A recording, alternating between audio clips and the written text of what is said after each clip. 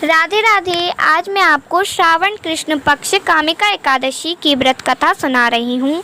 कुंती पुत्र धर्मराज युधिष्ठिर बोले, हे भगवान, आप मुझे कृपा करके श्रावण कृष्ण एकादशी का क्या नाम है, इसकी विधि क्या है, इसमें कौन से देवता की पूजा होती है तथा इसका व्रत करने से मनुष्य को क्या फल मिलता है, ये बताइए। भगवान श्री कृष्ण ने कहा, हे युधिष्ठिर, इस एकादशी का वर्णन एक समय ब्रह्मा जी ने नारद जी के पूछने पर उन्हें सुनाया था, वही मैं तुमसे कहता हूँ। ब्रह्मा जी ने कहा, हे नारद, श्रावण मास की कृष्ण पक्ष एकादशी का नाम कामिका है।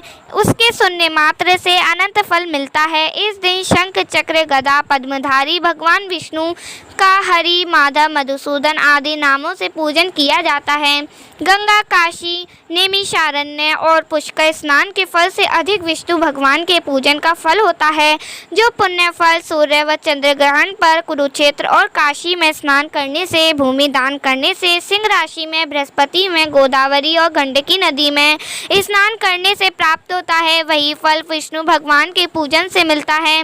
श्रावण मास में भगवान का पूजन करने से देवता, गंधर्व और सूर्य आदि सब पूजित हो जाते हैं। अतः पापों को नष्ट करने के लिए मनुष्य को कामिका एकादशी का व्रत और विष्णु भगवान का पूजन श्रावण मास में अवश्य करना चाहिए।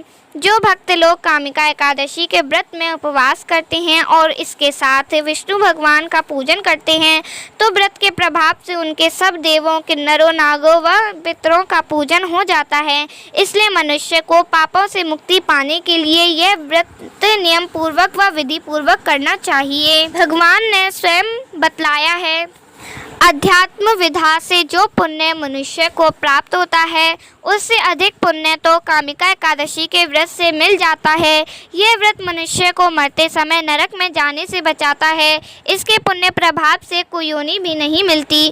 जो व्रती इस एकादशी का व्रत करते हुए भक्ति पूर्वक तुलसी दल विष्णु भगवान को अर्पण करते हैं, वे पापों से दूर हो रहते हैं। श्री विष्णु भगवान रत्न, मोती, मणि तथा आभूषण आदि से इतने प्रसन्न नहीं होते जितने तुलसी दल से होते हैं। तुलसी दल पूजन का फल 4 भार चांदी और 1 भार स्वर्ण के दान के बराबर माना गया है। ब्रह्मा जी बोले, हे नारद, मैं स्वयं भगवान की अति प्रिय तुलसी को सदैव नमस्कार करता हूँ।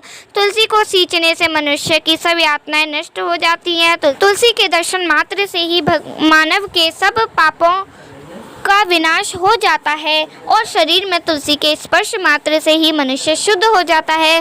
तुलसी जल के स्नान से प्राणी की समस्त बाधाएं और यातनाएं समाप्त हो जाती हैं।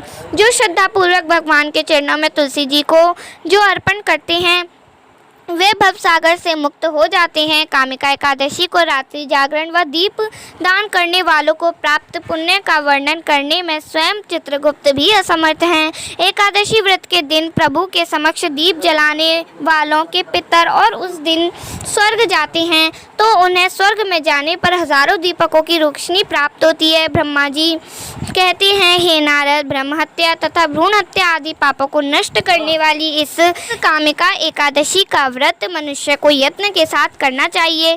कामिका एकादशी के व्रत के महात्म्य को श्रद्धा से पढ़ने या सुनने वाला मनुष्य सब पापों से छूटकर विष्णु लोक को जाता है। फलार, इस दिन गौ के दूध का सागर लेना चाहिए। दूध व दूध के बने हुए पदार्थ, मिठाई तथा दही, आलू आदि ले सकते हैं। राधे राधे।